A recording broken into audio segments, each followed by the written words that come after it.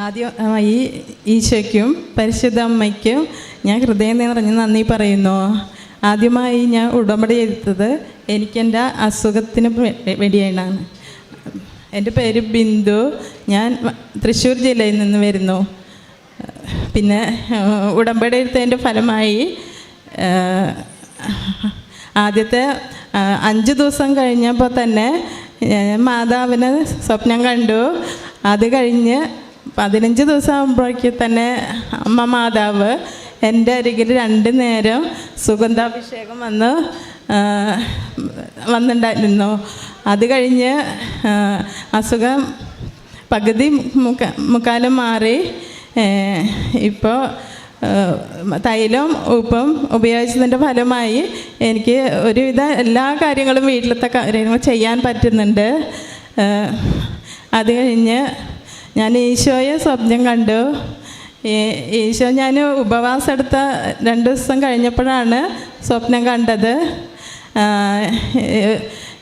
എൻ്റെ വീട്ടിൽ വെച്ചിട്ട് എൻ്റെ വീടിൻ്റെ ബാക്ക് ഭാഗത്തായിട്ടാണ് ഞാൻ ഈശോയെ കണ്ടത്. അപ്പോൾ ഞാൻ എൻ്റെ അച്ഛനാണെന്നാണ് വിചാരിച്ചത്. അപ്പം അത് കഴിഞ്ഞിട്ട് ഞാൻ ആരാന്ന് ചോദിച്ചു. അപ്പോൾ എങ്ങനെയുണ്ട് എൻ്റെ അസുഖം എന്ന് ചോദിച്ചു. അപ്പോൾ ഞാൻ പറഞ്ഞു മാറിയിട്ടില്ല, കുറച്ചും കൂടെ ഉണ്ടെന്ന് ഞാൻ പറഞ്ഞു. അപ്പോൾ ഈശോ പറഞ്ഞു, എനിക്ക് മനസ്സിലാവുന്നുണ്ട്, ആർക്കും ഒന്നും സംഭവിക്കില്ല, ഒന്നും നഷ്ടപ്പെടില്ല എന്ന് എൻ്റെ അടുത്ത് ഈശോ പറഞ്ഞു. അത് കഴിഞ്ഞ് മോൾക്ക് 6 വർഷമായിട്ട് അലർജി ഉണ്ടായിരുന്നു, 2ാമത്തെ നീക്കം. അപ്പോൾ അത് മാറി. പിന്നെ മോൾക്ക് 2 വർഷമായിട്ട് കുഞ്ഞുങ്ങളുണ്ടായിരുന്നില്ല. അപ്പോൾ ഞാനിവിടെ അച്ഛൻ്റെ ചൊവ്വാഴ്ചത്തെ ഉടമ്പടി ധ്യാനത്തിൽ കൈവച്ചിട്ട് പ്രാർത്ഥിച്ചു. അപ്പോൾ മോള് കോയമ്പത്തൂരായിരുന്നു കൊറോണയുടെ സമയത്ത്. ഞാൻ പ്രാർത്ഥിച്ചതിൻ്റെ ഫലമായി പിറ്റേ മാസം തന്നെ മോൾക്ക് മാതാവും ഈശോയും ഉണ്ണിയെ തന്ന് അനുഗ്രഹിച്ചു. അത് കഴിഞ്ഞ് മോന് ജോലി ഉണ്ടായിരുന്നു. അത് ഒന്നും കൂടി ഉയർന്ന ജോലി കിട്ടി. മാതാവ് അനുഗ്രഹിച്ചു. 3ാമത്തെ സാക്ഷ്യം. പിന്നെ 4ാമത്തെ ചേട്ടന് അലർജിയുടെ അസുഖം ഉണ്ടായിരുന്നു, അത് മാറി. പിന്നെ 2-3 മുഴകളുണ്ടായിരുന്നു, അതും ഉടമ്പടി തൈലം ഉപ്പും വെച്ച് പ്രാർത്ഥിച്ചതിൻ്റെ ഫലമായിട്ട് 3 മാസം ആകുമ്പോഴേക്കും തന്നെ മാറി. അത് കഴിഞ്ഞ് ഞങ്ങൾ വാടകയ്ക്കാണ് താമസിക്കുന്നത്, വീടുണ്ടായിരുന്നില്ല. ഇവിടെ വന്ന് 3ാമത്തെ മാസം ആകുമ്പോഴേക്കും തന്നെ സ്ഥലം 5 സെൻറ്റ് അമ്മ മാതാവ് വാങ്ങി അനുഗ്രഹിച്ചു. പിന്നെ ഇപ്പോൾ വേറെ ഒരു 10.5 സെൻറ്റ് സ്ഥലവും ഒരു വീടും ഇപ്പം അമ്മ മാതാവ് തന്ന് അനുഗ്രഹിച്ചിട്ടുണ്ട്.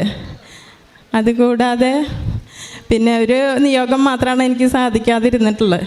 പിന്നെ മരുമകന് പണിക്ക് ആളെ കിട്ടുന്നുണ്ടായിരുന്നില്ല. അപ്പോൾ അത് ഞാൻ നിയോഗം വെച്ച് പ്രാർത്ഥിച്ചു. അതിൻ്റെ ഫലമായിട്ട് അത് നടന്നു, ആളെ കിട്ടി. ഇതാണ് എൻ്റെ സാക്ഷ്യം. പിന്നെ പ്രേക്ഷിത പ്രവർത്തനം എന്ന് പറഞ്ഞു കഴിഞ്ഞാൽ ഞാൻ പള്ളികളിൽ പോയിട്ട് പത്രം കൊടുക്കും, പിന്നെ വഴിയോരത്ത് കൊടുക്കാറുണ്ട്. പിന്നെ വൃദ്ധസദനത്തിൽ പോയിട്ട് രോഗികളെ കാണാൻ അവർക്ക് പൈസയും കൊടുക്കാറുണ്ട്. ഇത്രയും അനുഗ്രഹങ്ങൾ തന്ന ഈശോയ്ക്കും അമ്മ മാതാവിനും 1 കോടി നന്ദി അർപ്പിക്കുന്നു. പരിശുദ്ധ അമ്മയുടെ ഉടമ്പടിയിലൂടെ ലഭിച്ച അനുഭവങ്ങളാണ് ഇതിൽ ഏറ്റവും പ്രധാനപ്പെട്ടത്. ഈ ഉടമ്പടി എടുത്തവർ പരിശുദ്ധ അമ്മയെയും ഈശോയുമൊക്കെ സ്വപ്നം കാണുന്നത് ഇപ്പോൾ ഒരു പുതിയ അല്ലെങ്കിൽ ഒരു ഉടമ്പടിയുടെ വലിയൊരു അടയാളമായിട്ട്, സാന്നിധ്യത്തിൻ്റെ അടയാളമായിട്ട് ഈ ദിവസങ്ങളിലൊക്കെയും അല്ലെങ്കിൽ ഈ ഒരു കഴിഞ്ഞൊരു മാസക്കാലയളവിൽ തന്നെ എത്രയോ പേര് ആവർത്തിച്ച് പറയുന്നൊരു സാക്ഷ്യത്തിലൊന്ന് ഈ ഒരു സ്വപ്നത്തിലൂടെയുള്ള ദൈവസാന്നിധ്യമാണ്. ഒരുപക്ഷെ ബൈബിൾ വായിക്കുമ്പോഴും നമുക്കറിയാം ഈ സ്വപ്നത്തിന് ബൈബിളിൻ്റെ പശ്ചാത്തലത്തിൽ ദൈവത്തിൻ്റെ സാന്നിധ്യമായിട്ടും ദൈവത്തിൻ്റെ സന്ദേശവുമായിട്ടും ഒരുപാട് ബന്ധമുണ്ട്. അതിൽ പഴയ നിയമത്തിലെ പൂർവിക യൗസേപ്പ് തൊട്ട് പുതിയ നിയമത്തിലെ ജോസഫ് വരെയും നീണ്ടു നിൽക്കുന്ന വലിയൊരു ചരിത്രത്തിൽ സ്വപ്നത്തിൽ ദൈവസാന്നിധ്യമുണ്ട് എന്നുള്ളത് സഭയുടെ ഒരു വിശ്വാസ പാരമ്പര്യത്തിൻ്റെയും ബൈബിളിൻ്റെ പശ്ചാത്തലത്തിലുമൊക്കെ വ്യക്തമായിട്ടുള്ളൊരു കാര്യമാണ്. അപ്പോൾ ഉടമ്പടി എടുത്തവർ ഈ മാതാവിനെ സ്വപ്നം കാണുന്നത് അത് ഒരു ഉടമ്പടിയിലെ ഒരു പരിശുദ്ധ അമ്മയുടെ സാന്നിധ്യത്തിൻ്റെ അടയാളമായിട്ടാണ് അത് നമ്മൾ കണക്കാക്കുന്നതും. രണ്ടാമത് ഈശോയുടെ കാര്യം പറയുമ്പോഴും ഈ ഒരു സാക്ഷ്യത്തിൽ ഈ അമ്മ പറഞ്ഞതുപോലെയെങ്കിൽ കർത്താവിനോട് സംസാരിക്കാൻ സാധിച്ചു എന്നുള്ളതാണ് ഏറ്റവും പ്രധാനപ്പെട്ടതായിട്ട് പറയണത്.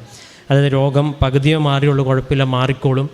ഇതൊരു ദൈവാനുഭവമാണ്. ഇങ്ങനെ യേശുവിൻ്റെ ശബ്ദം കേട്ടു, മാതാവിൻ്റെ സാന്നിധ്യം അനുഭവിച്ചു എന്ന് ഈ അൾത്താരയിൽ സാക്ഷ്യം പറയുന്ന ആദ്യത്തെ ആളല്ല. ഒരുപാടേറെ സാക്ഷികൾ നമുക്ക് ലഭിക്കുന്നുണ്ട്. ഏറെ പ്രത്യേകിച്ച് ഈ അൾത്താരയുടെ പ്രത്യേകതയും പരിശുദ്ധ അമ്മയുടെ വലിയൊരു പ്രത്യക്ഷീകരണം ജീവനോടെ ഇവിടെ പ്രത്യക്ഷപ്പെട്ടു എന്നുള്ളൊരു വലിയൊരു അനുഭവത്തിൻ്റെ അടയാളമായിട്ടാണ് ചേർക്കുന്നത്. അപ്പോൾ ഈ അനുഭവത്തിന് എപ്പോഴും താങ്ങായിട്ട് നിൽക്കുന്നത് ഇതുപോലുള്ള സാന്നിധ്യത്തിൻ്റെ അടയാളങ്ങളാണ്.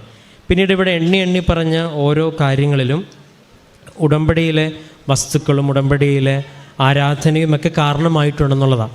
അപ്പോൾ എന്തുകൊണ്ടാണ് ഈ ഉടമ്പടിയിലെ എന്ന് ഞാൻ എടുത്തു പറയാന്നുള്ള ചോദ്യം, അല്ലെങ്കിൽ എടുത്തു പറയുന്നതെന്ന് ചോദിച്ചാൽ, ഈ ഒരു ഉടമ്പടിയുടെ സാക്ഷ്യങ്ങൾ നമ്മൾ പ്രത്യേകം വിധം പ്രത്യക്ഷീകരണത്തോട് ചേർത്ത് വായിക്കുന്നു എന്ന് ഞാൻ പറഞ്ഞു. അതുപോലെ തന്നെ ഇവിടുത്തെ ആരാധനയിൽ പ്രാർത്ഥിക്കുന്നതും ഒരു കുഞ്ഞിനെ ലഭിക്കുന്നതും പിന്നീട് വർഷങ്ങളാണ് ബുദ്ധിമുട്ടിന് അലർജിയൊക്കെ ഉടമ്പടിയിൽ മാറുന്നു എന്ന് പറയാം. അപ്പോൾ ഈ ഒരു യാത്രയിൽ സൗഖ്യത്തിലൂടെ, സ്വപ്നത്തിലൂടെ, സാന്നിധ്യത്തിലൂടെ, ഉടമ്പടി വസ്തുക്കളിലൂടെ ഒരു വ്യക്തിയെ ബോധ്യപ്പെടുത്തുകയാണ് എന്ത്?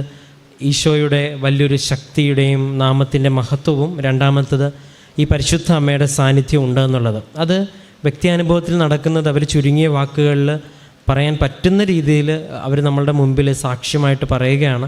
ഹൃദയം കൊണ്ട് കേൾക്കുന്നവർക്കൊക്കെയും വിശ്വസിക്കുവാനേക്കാൾ അധികം സാക്ഷ്യങ്ങൾ പരിശുദ്ധമായി അൾത്താരയിൽ നിന്ന് ലഭിച്ചതായിട്ട് അനേകം പേർ സാക്ഷ്യപ്പെടുത്തുന്നുണ്ട്.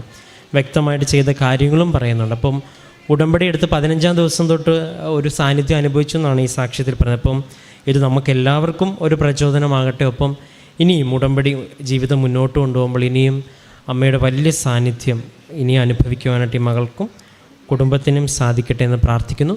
നമുക്ക് കരങ്ങളടിച്ച് തിരുക്കുമാരനും പരിശുദ്ധ അമ്മയ്ക്കും നന്ദി പറയാം.